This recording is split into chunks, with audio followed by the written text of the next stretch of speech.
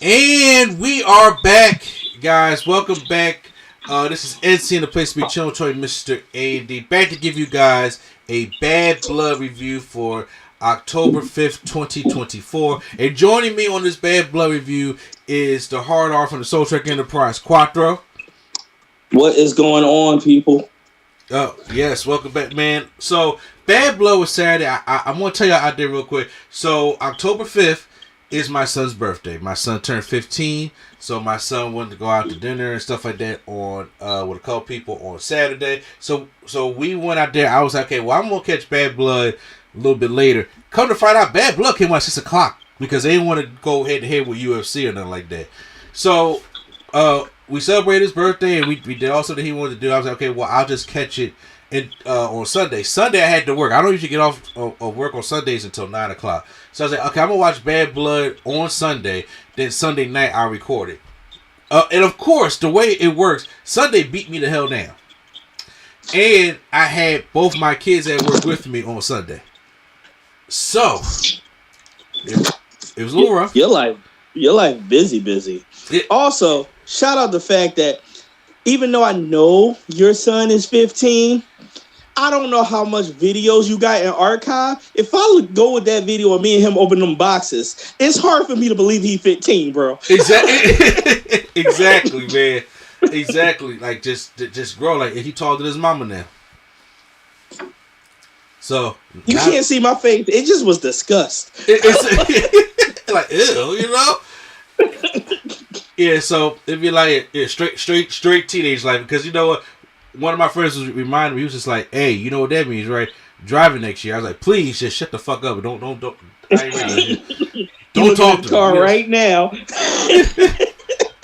Yeah, don't talk to me about that. But yeah, so I was beat down on Sunday. So when I came in on Sunday, my ass went to sleep. Okay, so this morning, I said, we got to talk Bad Blood. And it just so happened that my homie Quattro joined in because we got to talk about some Bad Blood here. Now, here's the thing, like I said, we're going to do more of a conversation. I'm not going to do breakdown by breakdown, but the more highs that there were in the match, I'm on board and we'll talk about it. But this is the 27-year anniversary. The 27-year anniversary from Bad Blood, the first Bad Blood, 1997, which I'm going to be honest with you, I don't remember shit from that card, but I do tell you. I remember a blood teardrop. But I'll tell you this, though, they had the first Hell in a Cell match between Shawn Michaels and Undertaker, great match. And the debut of Kane. That's the only thing I remember from that show. And even at that time, I wasn't even watching WWE at the time. I was watching WCW because it was 97. Mm-hmm. I ain't started watching WWE until 99. So I was like, okay, well, I had to go back to all that stuff like that. But if you ask me what's on the Bad Blood Club, no, I don't. And then they tried to bring it back in 2003 and 2004. And 2004 had that extremely long Hell in a Cell match with Triple H and Shawn Michaels. It was like almost 50 minutes long. And, yeah, so now we're at Bad Blood again, and we're doing a Hell in a Cell match. And in my personal opinion, this should have main event the show. Oh, yeah, but you know you can't main event over what the other match was. But exactly. When you talking about long matches, I don't know how you feel, but this Hell in a Cell match, even though it was good, to me it was good, had some length on it. Yeah. You know, honestly, I didn't feel that because there are some Hell in a Cell matches. I was like, that be like, shit was shorter than this, that drag. Like, I don't know, Mark Henry and Randy Orton, or, you know, Sheamus and Randy Orton, or, oh, here go another Randy Orton, Cena and Randy Orton. So stop putting Randy in Hell in a Cell match. Yes. No, now, I was, the Hell in a Cell match between Randy Orton and Jeff Hardy was a really good one.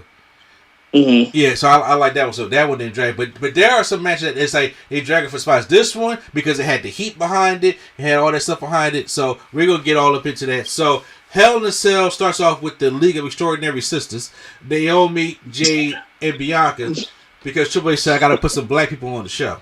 So ooh, that just took me to the after press conference, but I'm not trying to skip ahead. Yeah, I know he kind of fucked up, but he kind of fucked up. But yeah, so we had them there. They're the host of Bad Blood because literally, y'all, I'm telling y'all this right now. I ain't trying to start nothing, but I'm going to be serious.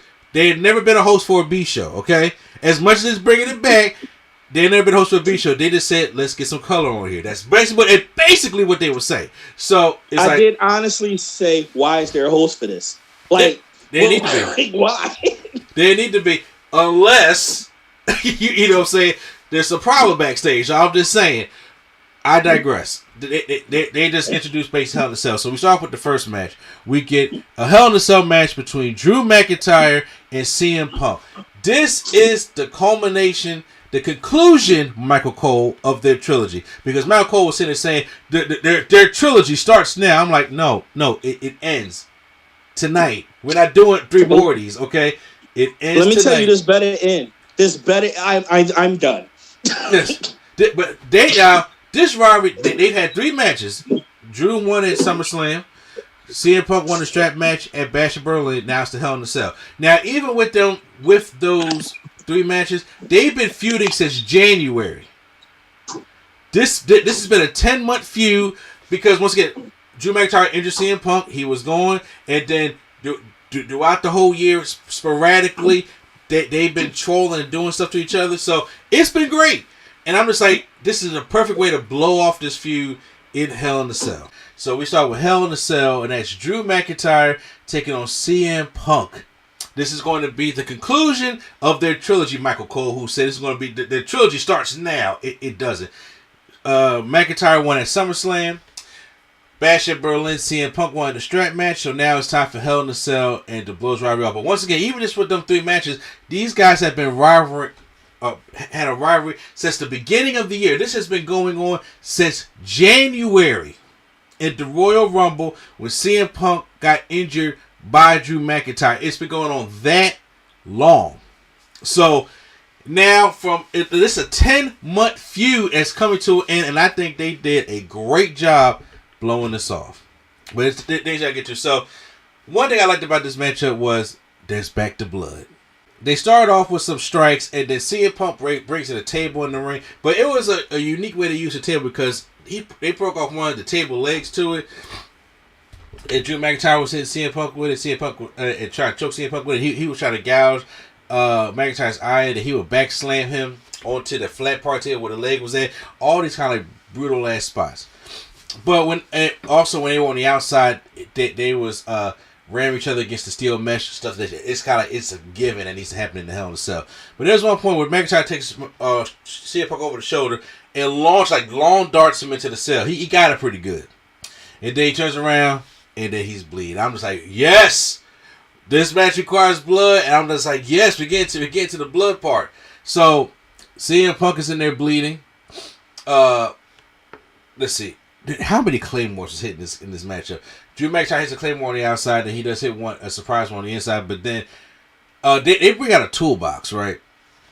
They had screws and stuff in there in the toolbox and stuff. There was a point where CM Punk tried to jump off the top rope and hit Drew with the wrench. Drew McIntyre catches him, gives him a belly to belly. His foot clips that table that was already in the ring. McIntyre sets up a table on the outside. Now McIntyre tosses CM Punk to the outside, but CM Punk grabs the toolbox. And as McIntyre's going to reach for him over the ropes, CM Punk clocks him with the toolbox, and that busts McIntyre open. And then he comes and hits him a couple more times with the toolbox. So now McIntyre's busted open. Now he got himself good. He got the Crimson Mask on this one. Because I'm like, yeah, he probably he got bladed. But I'm just like, but you saw that toolbox ain't clip him like for real, because the way that thing was coming down, it was gushing. Okay, so he had the full Crimson Mask thing going on here. The only downfall I would say is like when the referee, like when the match kept going on, the referee had to bring time. He kind of like wiped the blood away from the eyes. I was like, I get it for safety reasons. I understand you what people see, but I'm just like, but with a match like this, man, you want all that blood coming down and wipe it away. It takes away from the effect of the matchup, right? So, the table was set up on the outside, right? And now at this time, CM Punk has hit multiple go to sleeps. And McIntyre has hit Claymore kicks, but once again, they either rolled out the ring or they were able to kick out of this stuff, right? So I already knew we built up to this finish here. There's a table on the outside, and CM Punk's on the top rope, but then Drew McIntyre gets up there and he superplexes him from the top rope to the outside of the ring through that table. Great looking spot there. Drew McIntyre brings in the steel steps, and then he gives CM Punk a white noise on top of the steel steps. That looked brutal. CM Punk does kick out. Now this is where we get towards the end of the match. Like I said, I'm doing more of a conversation to give you all a breakdown because I already know there's some spots that I probably am missing here. But here's the thing: one of my favorite spots of this matchup. Now I know people may complain about this, but I personally liked it. So at this whole bracelet thing has been part of the storyline, right? And he got the little beads on it, it's been homemade. So McIntyre got the black sack, right? And he goes to the CM Punk and he pours it, but it's not dump tacks in there. It's the beads from the bracelet, like a ton of beads in there, and it's like it was symbolic. It was part of storytelling, right? So he does that, and then he like clocks CM Punk while they all run over his head. Then he goes to the corner to hit the Claymore. Now, what y'all don't know is that CM Punk is right up against the steel steps that's in the ring. McIntyre goes to the Claymore. He runs. McIntyre's lower back hits that steel steps. It made a crazy sound. I was like, that had to hurt. That had to hurt because he missed the Claymore and it caught the right end of that steel steps. And then CM Punk takes his chain, wraps it around his knee, takes a handful of the beads, stuffs them in McIntyre's mouth. Which those spots right there, I've seen them in the indies all the time. Those spots where you stuff down things in somebody's mouth and everything like that, it always makes me cringe. Like when they used to do thumbtacks and stuff like that, or the beads. Cause I'm just like, yo, momentum going, that shit, momentum going to slip down my throat. I'm not even doing that. I don't even care if it's the under the tongue thing. That always makes me cringe. I know you may disagree with that, but that always makes me cringe. I'm like, we ain't got to do that. Then he gives him to go to sleep, and 1, 2, 3, CM Punk wins the Hell in a Cell match. Match of the night. Nothing was topping that. When I seen that match of the night, even when me and my son went back to watch, because he didn't see it because it was on his birthday, he was just like, oh my God, that match was awesome. Right. That was a damn good Hell in a Cell match. It was a good Hell in a Cell. That's the match of the year contender right there. I'm not saying it is the match of the year, but that's the match of the year contender right there. And I knew nothing on this show was going to come close to that. Afterwards, CM Punk walks up there to get oxygen, and it was a great opening. And they showed why it should have been the main event. And honestly, you can still make an argument, even what happened in the main event, you still probably could have had this as a main event. But once again, we'll get to it. CM Punk wins the matchup. Is that what? Now you wasn't on our predictions, Quattro, but is that what you had predicted it was going to win or was going to happen? I did have CM Punk winning because that made the most sense for me. I felt this felt like a whole feud going in at the hero, quote unquote, because honestly, I agree with Drew, but the heroes need to come out on time. Drew was right. I'm a Punk fan, but Drew was right, bro. But I saw Punk winning this. I enjoyed the match. The match had color. It had spots. Oh, I was like, oh, up, tax. Oh, beads. Oh, I get it. Yeah. So I liked even all that creativity and stuff throughout the match. I'm going to tell you right now, I still don't know how McIntyre is walking today. After that Miss Claymore? Let me tell you. When he hit those stairs, she texted me, I knew exactly what she was talking about. Next matchup was a bad position for these ladies, and there was no way they could follow that. But they had to go on next, and that was for the WWE Women's Championship, Bayley taking on Nia Jax. All right, off the bat, I thought this was the weakest match of the card, both heat-wise and performance-wise, because they were doing a lot of botching in this match. It is going to get the flow going. I mean, not just doing the power moves, but the big thing came in when Bayley was trying to hold Nia Jax up for that powerbomb spot. And so Nia was like, well, you know what we're going to do because it's bad blood? We're going to do a Hurricane Rana. Right?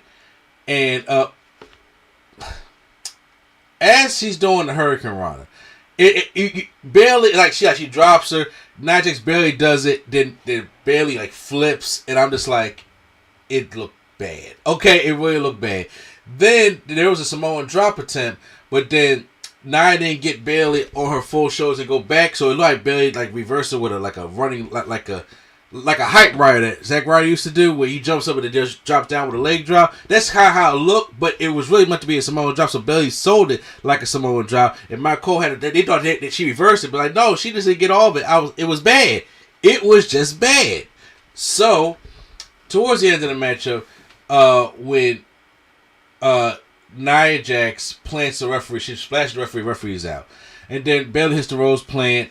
No, there's no referee. Tiffany Time comes out. She comes in and hits Bayley. She missed the hit her the first time. It hits her again the second time with the money in the bank briefcase to kind of like help out Nia Jax. But then she's like kind of like teases like she's going to cash in or not. But then the referee takes the briefcase, but then she takes it back. Then Nia sits up like, oh, you trying to cash in on me? So now she's pissed. And then Bayley takes out Tiffany Stratton and she kind of throws the briefcase at her. But then Nia Jax grabs Bayley for like the middle rope, does a Samoan drop. She's out, drags her for the Annihilator, and it's a wrap.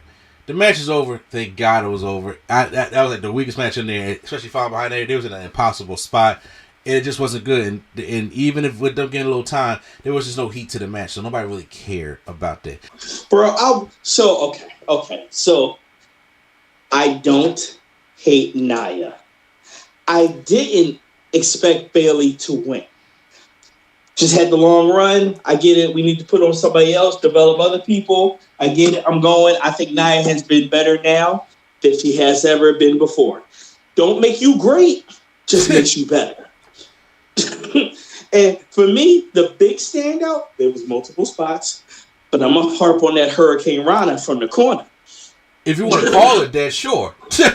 Right. It was a Hurricane Rana. Like, I was like, okay. Okay. Or what about the Samoan drop hype rider?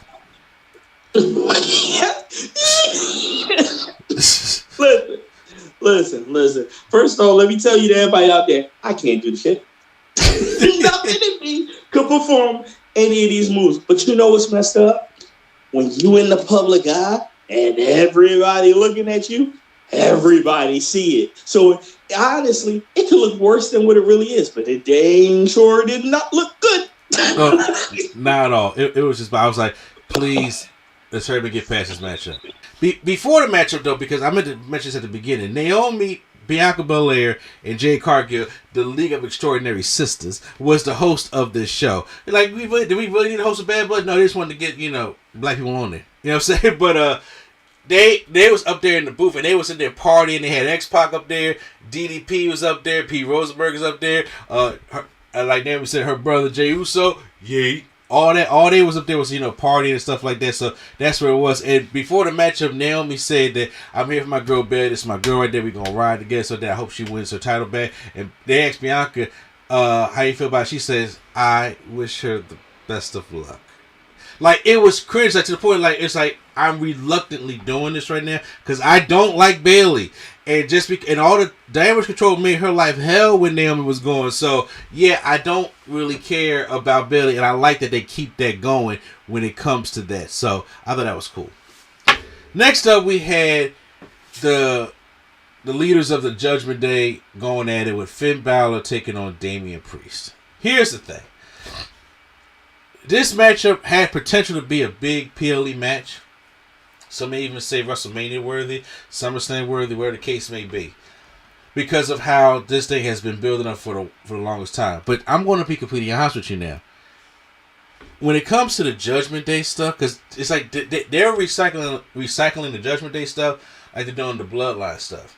And adding new members, taking new members out. But the thing is, as it's been successful for the Bloodline, that big story, it has not been that successful for the Judgment Day, in my personal opinion. Because right now, with Jaden McDonough and Carlito, and Rhea's going now, and they got living, I kind of don't care anymore. So this match, it came in here, and I was like, oh, well, let's see what they do. I think they had a fine matchup, to be honest with you. It just was nothing much of the heat thing. Priest was just being tactful to Finn Balor. There was one time Finn Balor jumped down to do like a double axe handle, and then Priest caught him with a good forearm. Sounded insane, right? And that was good. Then he goes and hits him with the Razor's Edge for a 2 count once again.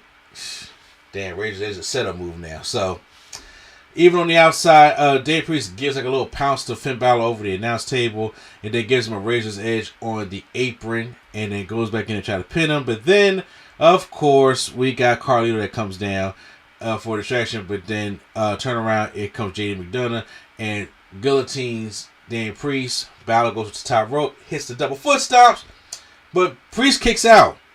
So then, again, he tries to hit the double foot stomp. He hits him in the back this time, but when he comes down, Priest catches him, south of heaven choke slam. Priest retains wins the match. And I'm sitting there saying to myself, well, Finn could have used the win. Even though Finn's the tag team champion, he could use the win here, because how will keep this thing going? So if Priest wins, what's next? He won. What's next? I don't know.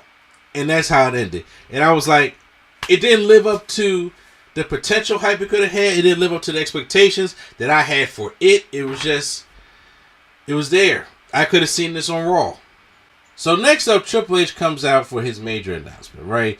This is going to be the come down thing. So he comes out. There's obviously a new belt that's about to be revealed, and Triple H talks about his time as terrorizing and him living up the street from Atlanta or something like that in Georgia, because WCW was in a mostly Georgia-based company.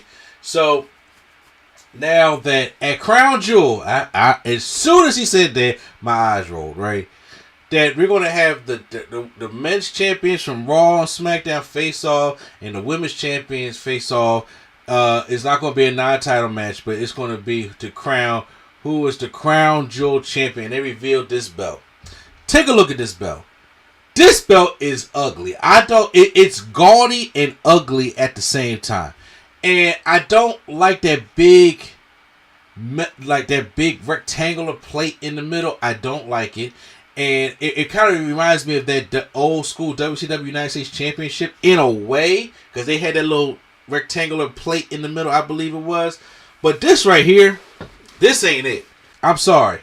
This right here is not it. And then on top of that, you have both these champions, which is going to be Cody and Gunther, which should be a good match. But it's going to be a non-championship. It's going to be something. It's a trophy. It's like the AEW Continental Championship, I guess it is, or the Owen, where it's just like we win this championship, but it's just a championship. It's just a trophy. So it's probably going to be Liv taking on Nia Jax, and it's like, okay, well, this is going to be the belt that they're going to win. I'm just like, it means nothing. Now, again, it's Crown Jewel, right? So we're a month away from that. Who cares? Because right now, what we care about is the build up to Survivor Series. So Gunther comes out, the World Heavyweight Champion, who does not have a match on his card because his match with Sami Zayn is as recorded tonight on Raw. So, on a 2-hour Raw, by the way. So, that is what he comes out there for. But then in the ring, because we're in Atlanta, and we know the history that wrestles in Atlanta because Goldberg is there, along with a lot of other rappers, by the way. Which, by the way, real quick, there was like Lil Baby, there was Quavo, there was Metro Boomin. Michael Cole was going off about all the Killer Mike. Michael Cole was going off about all these guys. And Corey Graves was like, you just invite your whole playlist here? Because apparently Michael Cole's a hip hop head. So, my wife would be quite surprised to know that I guess Michael Cole is a little bit of a hip hop head. I'm just like, did not mark down on my bill call. Whether Corey Graves was playing or not, it's just that the way he was emphatic about sitting there talking about them, and he was backstage signing everything with the rappers and everything like that. I'm just like, Cole? Sure, whatever. But anyway, Goldberg is there. So Gunther is there, and he recognizes that Goldberg is there. And his son Gage next to him, and Gage plays for, Coach Prime at Colorado. So he looks over at him and he says, your son Gage, I hope he turns out to be a better football player than you were a professional wrestler. So Goldberg took that too lightly. Then Goldberg stands up, and then the crowd ain't booing nothing. The crowd chanted Goldberg, and it was hype for this. Here's the thing. I want y'all to get this in your head real quick. Me and Q-Flow are Goldberg fans. Goldberg was in my top 5, still is. But there's old school Goldberg. Just because you're a fan of somebody, I do have reality. And I do know Goldberg is not Goldberg no more. And Goldberg was never the best wrestler. I know that. Don't shoot me that. I know that. Do you think I want to see a Goldberg Gunther match? Absolutely not. Okay, absolutely. Maybe back in 98? Sure. But now? No, it's not happening. Well, Goldberg gets out, and then the security's hold him back, and Gunther's like, "Come on, I got 3 minutes for you." Like, he is really trolling Goldberg right now. But then Sami Zayn comes out, starts beating down Gunther, and takes it to the back, and takes him up the aisle, and they kind of run off. It's crazy, breaking everybody up, and then Goldberg's in the ring. Triple H holds up his hand, something like that. Goldberg is cheering, which this sounds like to me. This looks like to me Saudi Arabia money. It looks like, hey, Goldberg. You want to sign a special Legends deal real quick, so you can just go make a couple $1 million at Crown Jewel and get squashed by somebody, just so whatever. That's what it feels like. Now we know Gunther and Cody is most likely, because they're not losing the championship within a month. They're going at it for this belt at Crown Jewel, but it's a possibility that Goldberg could screw Gunther, like hitting him with a spear, just so he don't have to lose clean to Cody, and Cody can hold that gaudy ass championship. I see that happening. I don't even care about how it looked. I said other belts was a waste of sperm. This has matched this waste of sperm. Yeah. You telling me you dropped a whole new championship, that's going to be normally repeated for 2 matches a year? So you were about to become a one-night champion? Tell me you wanted to have a match and put an L on Cody when I want you wanted to put an L on Cody. Like, what is this? An L on Cody? I told you what I think is going to happen. Yo, this is like a blood money match for Saudi. Like, I mean, with this belt is pointless. For anybody that ever said the 24/7 belt was pointless, this is more pointless than that. This is worse. This is AEW level stuff here, because they had the FTW championship. They just retired. They had that Continental Classic. It's like, there it is. They have the Owen, which is I like the Owen, but it's just it's a trophy belt. It really is. There's no point in this existing. So next up, that brings us to the WWE Women's World Championship, which is Rhea Ripley taking on Liv Morgan. And Dominic Mysterio hung up on in a shark cage. At this time, they don't have him hung up above the ring. Because I figured they would do that instead of have him hanging up above the ring, and he drops something down Liv Morgan, helps her out like that. No, they had him hanging over the rampway. This matchup, when it comes to the wrestling, kind of forgettable to me. Like I said, this match could happen on Raw. There was nothing really special to it. This match had more heat than Bayley and Nia Jax did, but it was just not really. And it was mostly seeing like what the hell Dominic's going to do. Dominic somehow picks open the cage, and when Rhea goes to do a frog splash to Liv, she sees the Dom open the cage, but then she gives him a little yeet, and does the frog splash, and covers. But then Liv kicks out. So there's a point where Dominic, he falls out the cage, but his hook is like his leg is caught on a chain, and I was just like, okay. Dom is hanging outside the shark cage, right? And Rhea and everybody trying to help him and stuff like that, but Rhea like, no, we ain't doing that. She grabbed a kendo stick and starts beating him like a piñata. Is there undertones here? Yes, but however, you just ignore it. Shark cage. Oh, God. I've been inside that shark cage before. Very roomy. So, it honestly, I was wondering why Dom it comes from the heart when you can't even get the words together. Exactly. I was wondering why Dom was like sitting down in the cage, and I was just like, oh, it's to tie this chain around his leg. That makes sense. So, as she's beating Dom, this woman hits Rhea. It's Raquel Rodriguez or Gonzalez now, right? I think. So, here's my thing. They botched this ending because, first of all, the crowd went, huh? It wasn't even a pop. They just went, huh? She attacks Rhea. The referee clearly sees her attack Rhea. And then she goes and takes Rhea in the ring, gives her a Tejano bomb, I think it is. And then she puts Liv over top of her after the ref had to throw it out because he clearly see her attacking her.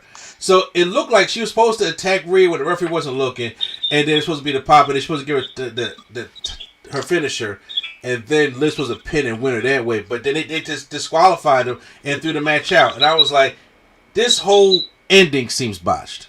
The whole ending seems botched.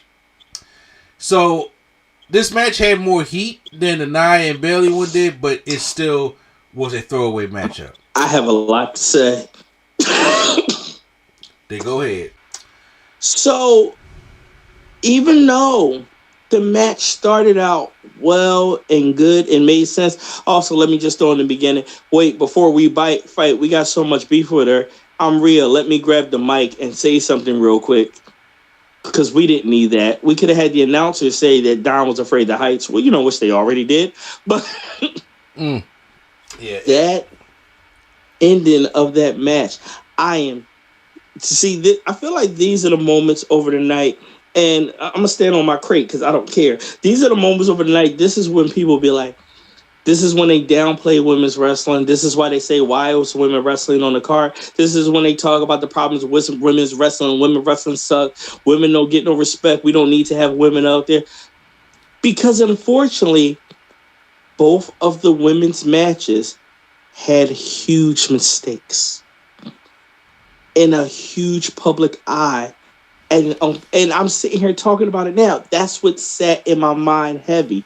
I can tell you it was a good match before that, but that just crowded everything. I was so disappointed with the finish of this match, bro. But we do have to move on to the main event, which now, since Hell in a Cell was not the main event, this is going to be the main event. And the main event is a tag team match. Cody and Roman Reigns teaming up to take on the Bloodline, the team of Solo Sikoa, who claims himself the Tribal Chief now, and Jacob Fatu. This is an excellent spot for Jacob Fatu to be in right now. And, okay, so, real quick, the Bloodline comes out, and I like the fact that Jacob Fatu is like jamming to Solo Sikoa's music. I'm about to say, I don't know if you peeped that or not. I'm gonna say, I don't know if you peeped that or not, but that's funny. But then so Cody comes out, and as Cody comes out, oh yeah, I got something to say about these entrances. You got it. Keep it cooking. Okay, so Cody comes out, and there was a couple weeks ago there was a HBCU band from, please don't mess this up, Arkansas, I believe it was. And I forgot the name of the school, but they went viral because they performed Cody Rhodes' theme song at one of their football games, and it went viral. So Cody brings them here. Now, I'm not a musician, and I know people who work in music like Prime and Q-Flow. They was arguing on the chat. You ain't see this argument, but they was arguing on the chat about how this band sounded. And because Q-Flow was trying to say that they couldn't hear themselves in the earpiece, or the case may be, and Pryor was just saying that they suck. Now, me personally, I was like, well, I gotta go see it for myself. I was like, it didn't sound like they suck, and it didn't sound like, once again, I don't know what I'm looking for in sound. It just sounded like a band. It was nothing new to it. It was a band, so I'm not sure what the band was from. Okay, so the match starts out with Cody Rhodes and Solo Sikoa, and they're going and they're taking it. Then, of course, they tease the hot tag to Roman Reigns, which when Roman Reigns gets a tag, the place like explodes. Okay, when it comes to that, and then Roman's so going for a little bit. Then it's like we're going to finally get like the Jacob Fatu match and stuff like that. So there's a couple teasing moments like that in the beginning, but then the match kind of slows down. It really does slow down, And to the point where it's just like, okay, off and on. And, Cody's taking most of the heat in this match because we're building room for the hot tag. And even when Cody finally gets, like, enough, as he's selling it to go tag off Roman, this is a great shot, though. He goes tag off Roman, and the way Roman falls, because Jacob Fatu runs over there and, like, grabs his leg and pulls him down, you would have thought Roman jumped off the apron to screw Cody. And it was shot like that, and it was convincing at one point. I was like, damn, they didn't last long. But I was like, but no, Jacob Fatu pulled him down. When he gets to the outside, there is one point, like when they find Jacob Fatu finally comes in, tries to tag a Roman, he does his little springboard moonsault, and then Solo does his little splash that gets they about to pin Roman, but then Cody breaks it up. Cody and Jacob Fatu goes to the outside.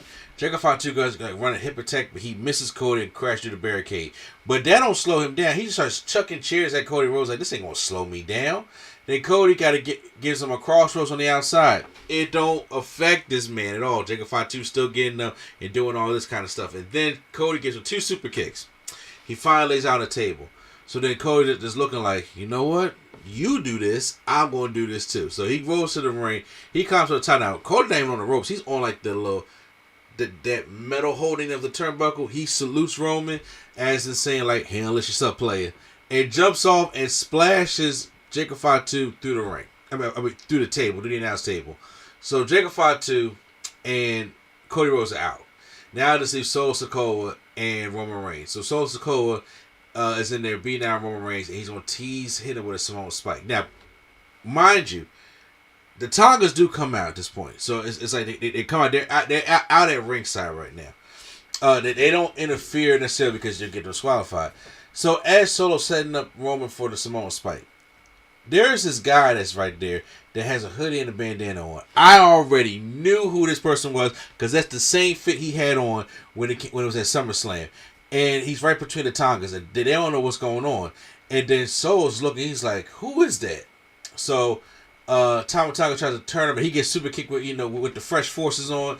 Then Tonga Logan super kick, and then he takes off the hoodie. And as soon as people see him take off the hoodie, and they see the knit braids and they see the chain, they know it's Jimmy. He pulls out the bandana, it's Jimmy Uso, and his pop was loud. Because Jimmy Uso's been gone since April. After that Smackdown, after WrestleMania, he's been gone since then. He's been taken out by Solo Sikoa, stuff like that. So now he is back, and it distracts Solo, and now Solo gets speared. Roman with the pin. Roman Reigns and Cody Rhodes win the matchup. After the matchup, Roman is looking at Jimmy like, oh my God, Jimmy's back. And then they hug in the ring. The crowd pops for that.